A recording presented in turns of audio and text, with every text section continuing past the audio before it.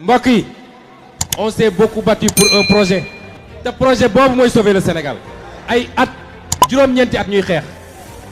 joxuñu nit xaalis. zone ci yéen ñi safoo di seetaan les talibé Sonko TV deletale nag jàmm ci xibaar nag ki nga xamante ne si ne nag moom moo di Ousmane Sonko daal moom daal instant bi daal sonn na trop nag ginnaaw nag bi mu defee ni nga xamante grève de la faim nag depuis 8 jours mën na Ousmane Sonko nag instant bi nag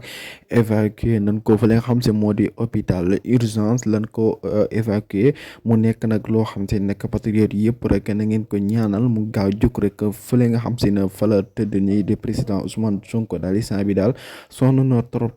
daal ginnaaw daal ba mu amee grève de la faim 8 jours daal lekkul naanul daal ñaal naka yàlla yëkkati daal fële nga xam si naka fa la nekk ni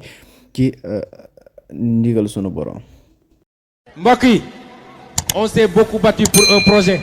te projet boobu mooy sauver le Sénégal ay at juróom-ñeenti at ñuy xeex